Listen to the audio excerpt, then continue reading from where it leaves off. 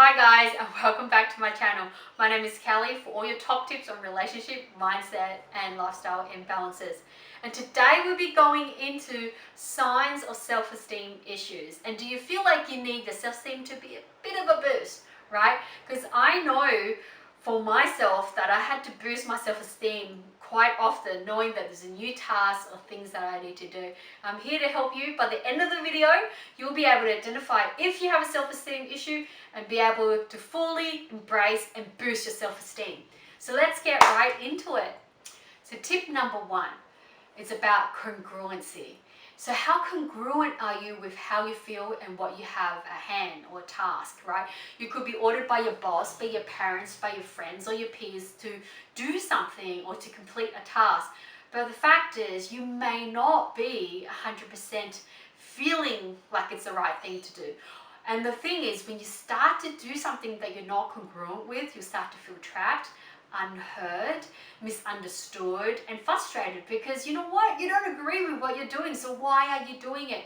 And when you start to feel that constantly and not speaking up about it or actually finding real solution and reason for what is happening, then your self-esteem will start to decrease very, very slow. And the more often you do it, the lower it could go because you're actually not being to speak up for it, raise your voice about it, or actually have feedback about it if you actually want to do it or if it's right to do it for you or not.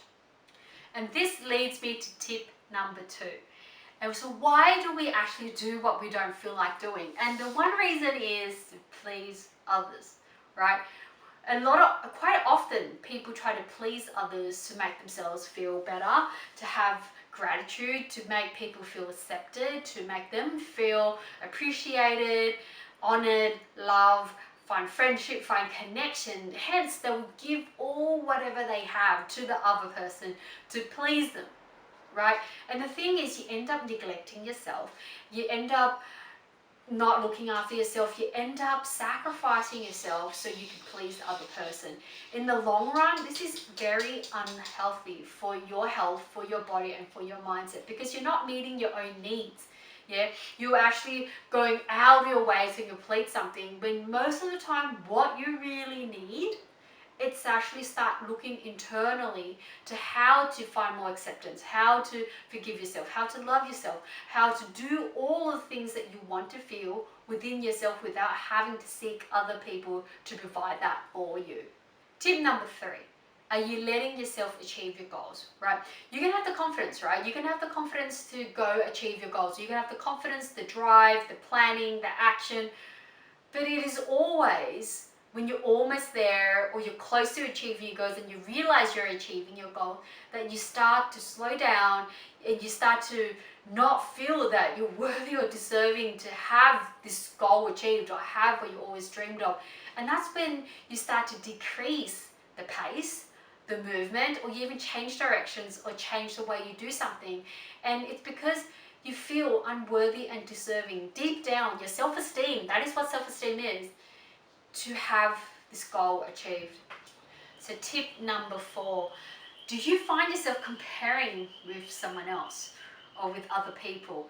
And when you constantly start to compete or compare yourself with other people, your self-esteem starts to decrease or diminish because you never feel like you're good enough. Do you start to compare how they dress? Do you compare, how you look, how in figures or fitness? Do you start to compare what they have or the activities they do, and you want to have what they have so you can have this amazing life that you feel like they have?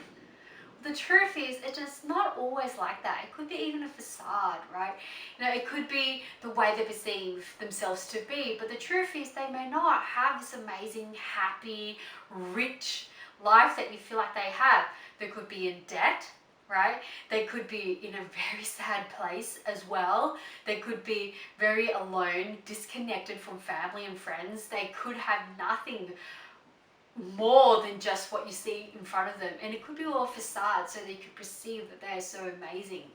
And also at the same time, these people at times can put you down for certain things, and so they can make themselves feel and be so amazing. But the truth is, it's almost like their self-esteem is low as well, and try to make themselves feel a bit better about themselves. So sometimes not even you, it could be them as well. So being able to reflect through that and see that you don't have to compete with each other or compete with how someone, or compare yourself with someone else, because you as yourself, you are beautiful, you are unique, you are different. If we are all the same and all looking the same and behaving the same, there is no character, no amazingness, and no uniqueness in this world, because that's what makes us beautiful and amazing, because we're all individuals and we're all different, and we have to be able to accept yourself as the way you are. Tip number 5, not being able to handle criticism and compliments or feedback well at all. So what happens is when someone receives criticism and gets a feedback or complaint, they feel like it's targeted to them personally instead of the task or the event that just happened. What is meant to be done is actually feel, okay, that's what happened, how can I improve from it? And this is what people tend to tell you when they're trying to give you constructive criticism. It's not directly targeted at you. But what happens is when you have low self-esteem, you start to get frustrated, you start to get angry, annoyed, and you're actually thinking this person is actually attacking you.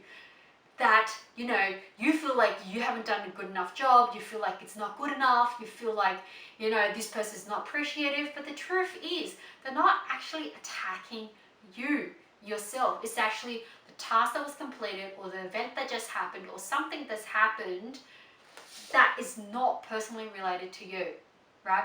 And it's actually giving you feedback on how to improve it or how to do it better next time, so you can actually grow and improve and learn from all the processes of the things that just happened. After talking above, if you feel like I've hit some points, comment below that yes, you feel me and you understand what's really happening and you want some tips on it.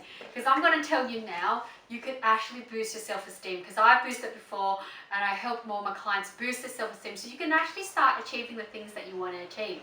So what you need to do is start to reflect on yourself. How do you feel about things, right? Start saying no. Start respecting yourself. Start accepting yourself for who you are. Start loving yourself. Start buying stuff for yourself. And actually, you know, stop comparing yourself with someone else and come back to yourself. What makes you happy? How can I achieve the things that I want to achieve and my way, right? How do I actually be my true person? Actually, you know what?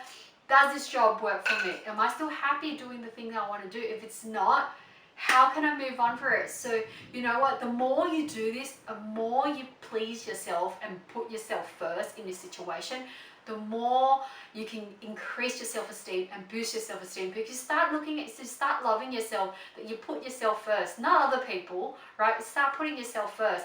And of course, I'm not talking about being selfish, I'm talking about you self-loving, so you can do the things that make you happy too, while allowing people to be happy as well. Yeah. So thank you for listening, and stay tuned with me, because next week I'll be talking about how to get out of the rut. Right, so if you feel like you're in a rut and you're stuck, stay tuned with the next video, because I'm going to tell you all about it. So hit the subscribe button and the notification button, and you'll be notified of a new video when it comes out. So in the meantime, check out my other videos about self-sabotage, check out my videos on relationships, and if you want to know more about them, the descriptions below, and click on the link below. And in the meanwhile, I'll chat to you next time, and I'll see you guys next week. Bye for now.